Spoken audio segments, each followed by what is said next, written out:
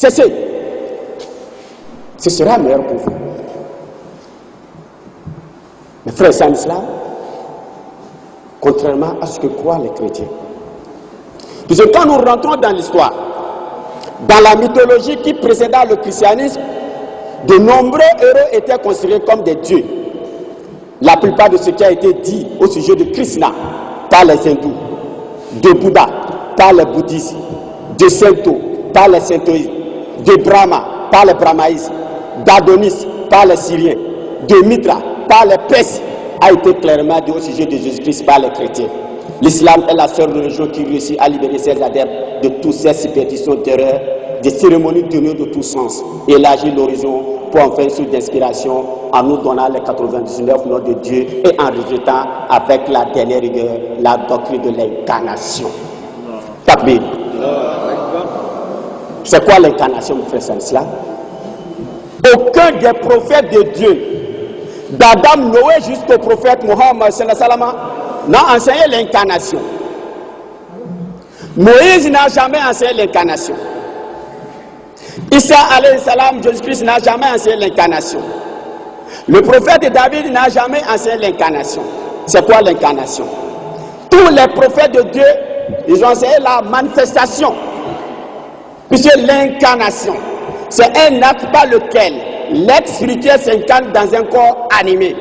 Alors que la manifestation, c'est le resté de l'absolu du principe. Ça peut être le principe. C'est comme l'effet et la cause. L'effet reflète la cause, ça peut être la cause. Quand vous touchez à un prophète, vous touchez directement Dieu. Mais quand vous tuez un prophète, vous ne tuez pas Dieu parce que Dieu ne met pas. Aucun des prophètes de Dieu n'a enseigné l'incarnation.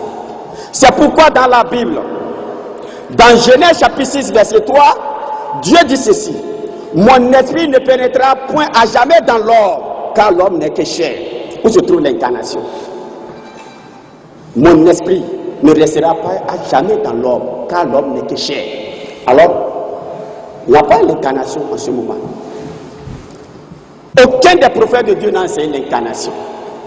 L'incarnation, c'est un acte par lequel l'être spirituel s'incarne dans un corps animé, alors que la manifestation, c'est le resté de l'absolu du principe. Ça peut être le principe, c'est comme l'effet et la cause. L'effet reflète la cause, ça peut être la cause. Quand vous touchez à un prophète, vous touchez directement Dieu, mais quand vous tuez un prophète, vous ne tuez pas Dieu parce que Dieu ne met pas. C'est pourquoi, dans la Bible, lorsque Paul et Barnabas avaient guéri un important, ils avaient guéri un malade. Quand les paniers de luxe ont vu ce miracle, ils ont dit, les dieux sont descendus sur la terre sous forme humaine. Ils ont considéré Paul et Barnabas comme étant des dieux qui sont descendus sur la terre sous forme humaine.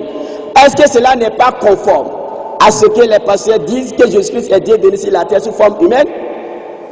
Mais lorsque Jésus-Christ, Isa alayhi salam, il a ressuscité un mort qui était un plus grand miracle que celui de Paul et Barnabas, les Juifs qui étaient à cette époque, ils ont dit dans Luc chapitre 7, verset 16 à 18, il dit, un grand prophète apparu parmi nous et Dieu a visité son peuple.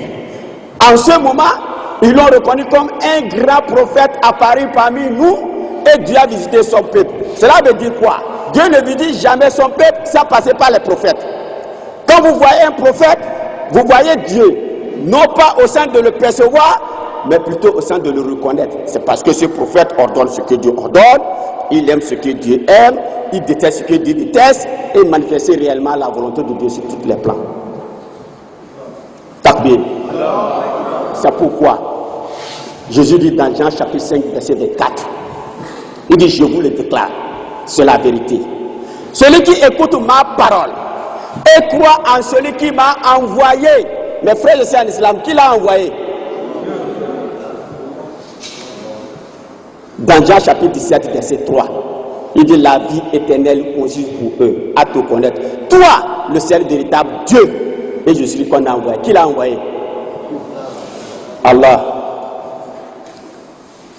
Dans Jean 27, en s'adressant à Marie de Mandala, il dit, Néméroté, va trouver mes disciples, dis-leur, je monte vers mon Père, qui est aussi votre Père, et vers mon Dieu, qui est aussi votre Dieu.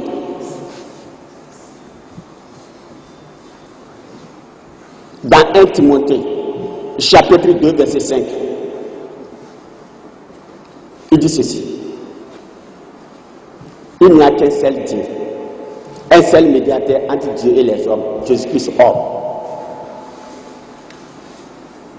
Il est un être humain. Et dans Jean chapitre 12, verset 44 à 50, ouvrez les oreilles, écoutez très bien. Jean chapitre 12, verset 44 à 50. La Bible dit, Jésus-Christ était écrié, il dit, celui qui croit en moi, croit non pas en moi, mais à celui qui m'a envoyé.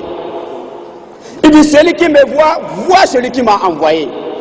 Je suis venu comme une lumière dans le monde, afin que quiconque croit en moi ne demeure point dans les ténèbres. Si quelqu'un écoute ma parole et ne les garde point, ce n'est pas moi qui le juge. Je suis venu non seulement pour juger le monde, mais pour sauver le monde. De quel monde s'agit-il? Dans la Bible, le monde a trois sens. Il y a le monde du cosmos, le soleil, la lune, les étoiles. Il y a le monde qui dédie l'humanité tout entière. Il y a le monde des pécheurs. De quel monde s'agit-il? Les Juifs qui avaient transgressé la loi de Dieu, qui étaient hostiles à la loi de Dieu.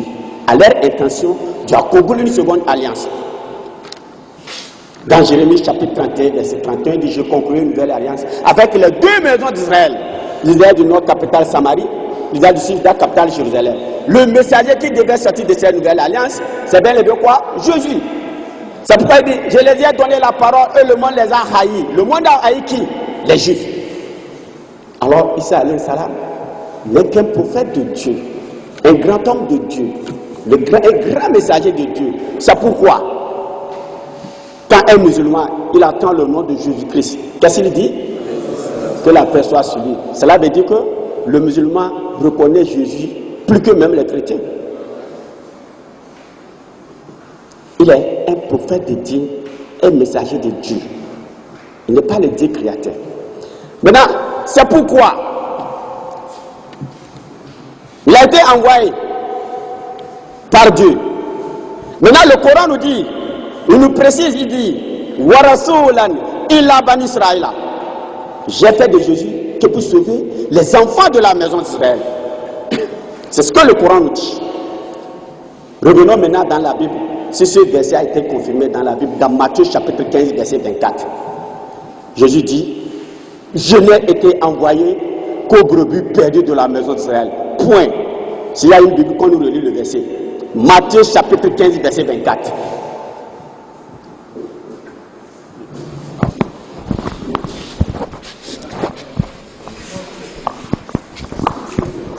C'est bon?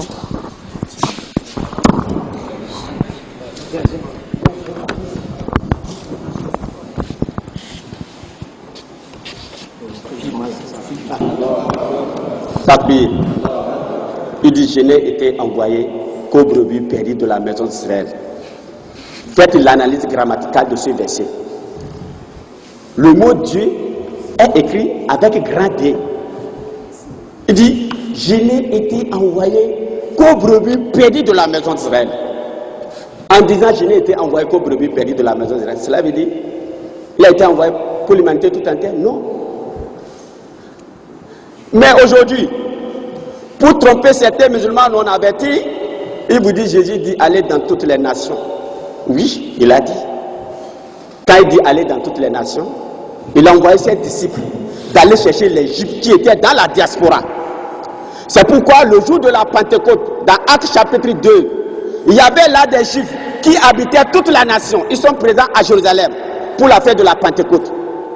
Puisque la première personne qui fit écouter pour la première fois la parole de l'évangile, c'est bel et bien Corneille, à Césarée, 95 km de Jérusalem, 40 et quelques années après que je sois passé.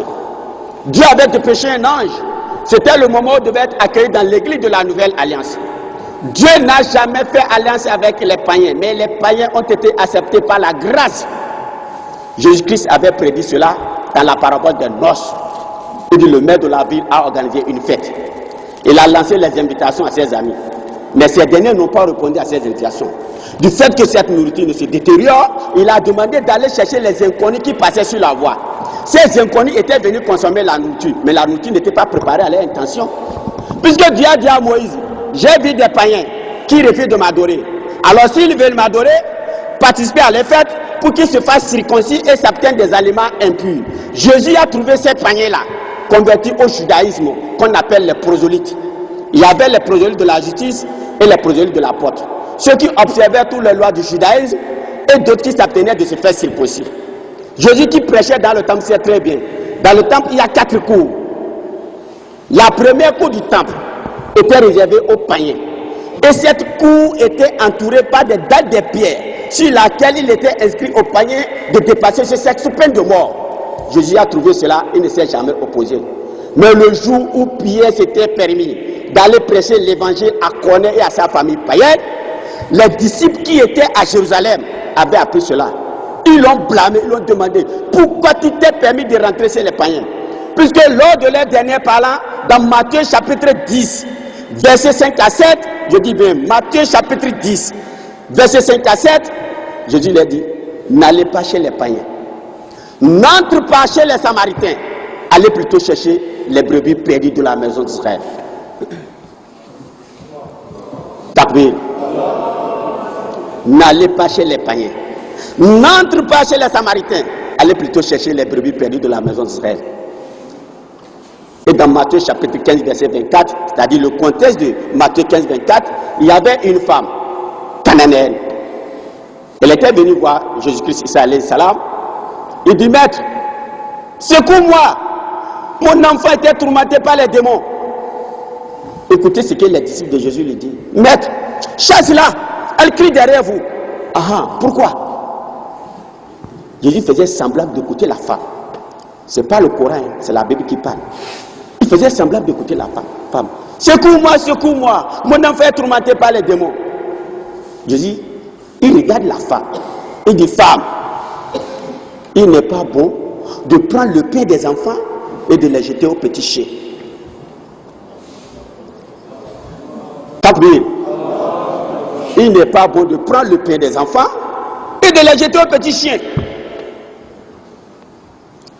Demandez au pasteur et aux prêtres catholiques, qu'est-ce qui est pain? Qu'est-ce qui est enfant? Qu'est-ce qui est petit chien? Le pain, c'est le miracle et l'évangile destiné aux enfants de la maison d'Israël. Les enfants, c'est les enfants de la maison d'Israël. Le chien, c'est nous autres les païens. À l'époque de Jésus, les non-juifs étaient considérés comme des chiens. Mais on ne nous incitait pas, parce qu'on ne connaissait pas les véritables dieux. Vous savez comment la femme dit? Elle contre-attaque Jésus-Christ. Il dit, maître, le petit chien mange les miettes qui tombent de la table de son maître. Maître, le petit chien mange les miettes qui tombent de la table de son maître. Il a été vaincu par la réponse de la femme. Il dit à la femme, femme, va, que te soit fait selon ta foi. Cela veut dire quoi? C'est la foi de la femme qui a arraché l'intervention de Jésus-Christ et une disposition positive de Jésus de vouloir guérir cette femme. Si sa foi est bonne, l'enfant est guéri. Si sa foi est mauvaise, l'enfant ne serait pas guéri. Takbir. C'est pourquoi du vivant de Isa alayhi salam, il n'a jamais guéri un non-juif. Il a guéri les lépreux. Parmi qui? Les juifs. Il a ressuscité les morts. Parmi qui? Les juifs. Il a guéri les infirmes. Parmi qui? Les juifs. S'il était envoyé pour sauver l'humanité tout entière, à cet effet, est-ce que c'était les juifs celles qui avaient des cas de maladie? C'est pourquoi Pierre lui dit, maître, nous avons tout quitté, nous avons tout abandonné, nous t'avons suivi. Quelle serait notre récompense? Il le dit comment? Matthieu chapitre 19, verset 27 à 28. Matthieu chapitre 19, verset 27 à 28. Il dit, le jour où le Fils de l'homme sera assis sur le trône de sa gloire. Fils de l'homme, Ibn Adam en arabe, Ben Adam en hébreu. Le jour où le Fils de l'homme sera assis sur le trône de sa gloire. Vous qui m'avez suivi, vous qui? Les Juifs, vous serez de même assis sur 12 trônes pour juger les 12 tribus de la maison d'Israël. Pas un seul trône pour les chrétiens de l'Afrique noire. Takbir. C'est pourquoi, du vivant d'Isa alayhi salam, tous les 12 disciples appartiennent aux 12 tribus de la maison d'Israël. C'est comme aujourd'hui. Notre président de la République, il est d'Abomey et de Ouida. En tant que président, il prend tous les ministres. Le premier ministre, Abomey. Tous les ministres, Abomey Boycon. Est-ce qu'il peut gouverner ce pays? Non. Comme il est le président de tous les Béninois, il a essayé de faire sortir un ministre dans le nord, un ministre dans le sud, comme ça pour montrer quoi? Il est le président de tous les Béninois. C'est le cas du prophète Muhammadou. Le prophète Muhammadou sallallahu alayhi wa sallam, parmi les disciples du prophète Muhammad sallallahu alayhi wa sallam, vous savez, il a un noir. Bilal, l'Éthiopien. Salman, le Perse. Abu Huraira, le Russe. Musulmi, le Russe. Shoaibou, le Romain. Voilà le prophète qui a été envoyé pour sauver l'humanité tout entière.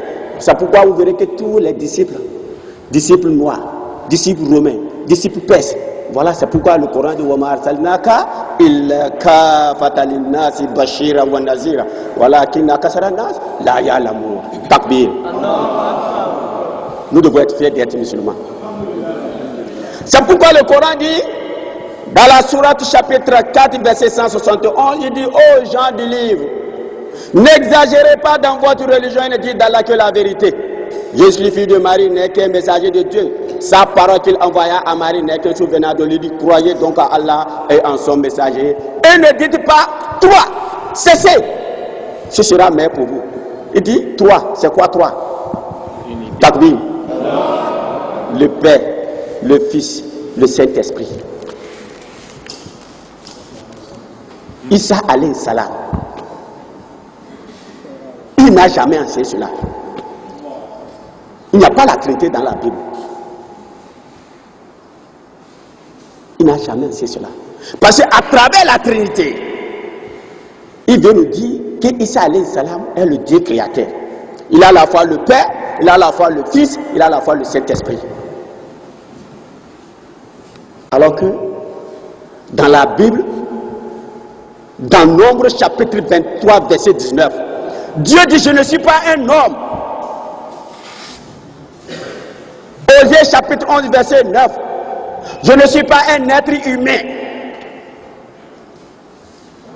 Dieu dit qu'il n'est pas un homme. Nous avons vu ça alayhi salam, il a mangé comme nous. Dieu n'a pas de commencement. Nous connaissons sa naissance. Il est le premier dont le début n'a pas de commencement. Le vivant dont la vie est différente de notre vie. Dans Nombre chapitre 23, verset 10, il dit je ne suis pas un homme. Tu n'es pas un homme. Isa alayhi salam n'a jamais dit qu'il est le Dieu créateur. Ce verset n'existe pas dans la Bible. Mais il y a des versets que des pasteurs interprètent mal. Jésus dit qu'il est le chemin, la vérité et la vie. Oui, il a dit je suis le chemin, la vérité et la vie. C'est son corps physique qui est chemin, vérité et vie, ou bien sa parole? Ce n'est pas son corps physique qui est chemin, vérité et vie, c'est plutôt sa parole. Il est le chemin, mais il n'est pas la destination. La route qui va Pau n'est pas Pau. Quand il dit qu'il est le chemin,